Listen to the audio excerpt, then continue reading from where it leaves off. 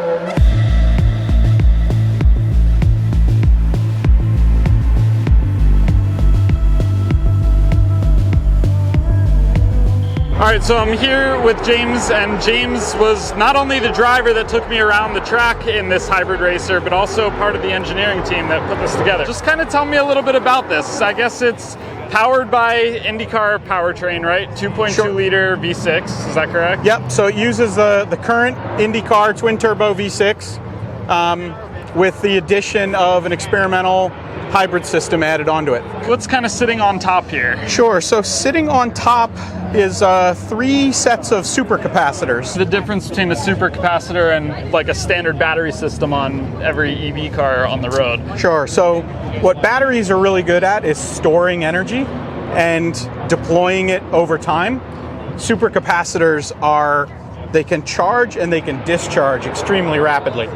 So from a motorsports perspective, when you're interested in performance, the supercapacitors let you deploy them much more quickly and just add that much more power to the combustion engine, and then they can recharge very rapidly as well. So in just a few seconds, we could either discharge or recharge the system. What the batteries are really good for is, what you're seeing them used in street cars like the street CR-V hybrid, where they can store the energy and they can deploy it over a longer period of time. So you've got, instead of just a few seconds, you've got a substantial amount of time that you can use that hybrid portion of the road cars. Okay. And then sitting underneath that, we have an electric motor sort of in the back, right? That's right. So this uses the current IndyCar gearbox, which was designed, many years ago, pre-hybrid era. And so what we did was developed a way to mount the electric motor to the back of the existing gearbox. And then the gearbox itself is, I saw you shifting paddles in there, so just paddle shift? That's right, 6-speed paddle shift, same as the Indy cars would use. This up top is all CR-V, right? That's right, yeah. The easiest way to see it is looking at it from the inside. Any of the gray painted panels are steel from a production 2023. So like the doors, CR-V. This pillar that goes up here. That's right. So basically from the split line and the doors up is almost entirely production sheet metal. So the windows, the shapes, the glass, the sunroof. Even the sunroof. It's all CR-V. Hilarious. That's right. When we took off, we were in kind of full electric mode, right? And then the engine kicked on after just, a few feet, honestly. Do you have to press a button? Is that automatic? How does that process work? We can do it either way. So we take off fully electric, and then we bump start when we reach the basically the idle speed of the combustion engine. Today we were doing that as an automated bump start, but we also have the ability for the driver to do it themselves. All right, so we're gonna bump start it here in a second, and then we'll go.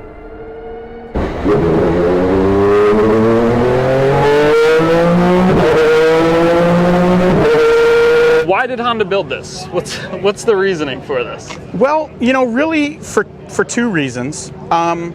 First of all, we wanted to put together something for HPD's engineers to learn about motorsports racing, hybrids, racing electric. And so what we decided to do was, in putting together that basically research platform, to do that in something that reflects Honda and our new hybrid road cars, and the CR-V being an extremely popular example of that. It's made a great choice from that aspect, and then it's also a little bit unexpected to build a car like this out of a CR-V. So not necessarily something we're going to see in a race, but the hybridization is going to come to IndyCar. That's the idea. That's right. So the hybridization will debut in IndyCar next year. It will be a different system from what we're running here, but a lot of the lessons that we're learning are feeding into the development of that IndyCar system. And I'd imagine this is all aero for cooling. Same thing with the louvers over the fenders. That's right. So we take the cooling system comes from an IndyCar, obviously mounted in a very different place. Right. And then the front end of the car, suspension, steering, brakes, is all NSX GT3 race car. Okay, so pulling from a lot of different parts. Yep. Do you know how much power it makes? It makes around 800 horsepower. Wow, it's a lot. Yeah, so kind of walk me through, is that a standard IndyCar wheel? It is. The teams in IndyCar typically customize their wheels. They take the electronics and then they make slightly different wheels for each team. But this is an IndyCar wheel. Okay, and then the center stack there, I was looking at some of the controls while you started it up. It all seems pretty simple, like fuel pump, lighting controls. It doesn't seem like there's anything too crazy there that, I don't know, anyone driving a regular CR-V wouldn't know how to operate. That's right. It basically lets us control everything all in one place. So the lights, the power steering, the hybrid cooling pumps, since we use a rear view camera instead of a rear view mirror, the controls to aim the camera are in there. Generally, it's fairly standard fare. And so this is going to be kind of touring around the country the next few months as the IndyCar series goes on throughout the summer? That's right. It'll be at about half the IndyCar events. Any event where Honda is the pace car, then this will be there as well. Great. So there you have it, guys. They call this hybrid racer the Beast, and I agree. It is pretty beastly, especially when you look at that rear wing in the back. Pretty special vehicle that Honda has put together here, and really grateful that I got to take a ride in it.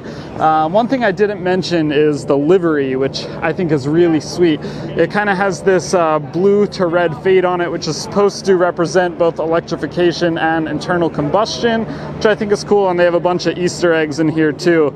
You can see the Long Beach track right there, St. Petersburg, Toronto, Indy. So yeah, they've got little Easter eggs of all the tracks hidden around this, and yeah, just an epic look. So there you go. This car is going to be kind of touring around, so if you want to see it in person, head out to one of the IndyCar races. But that's all for this video. Thanks for watching. Head on over to alltfl.com so you don't miss anything in the auto world, and I will catch you in the next video.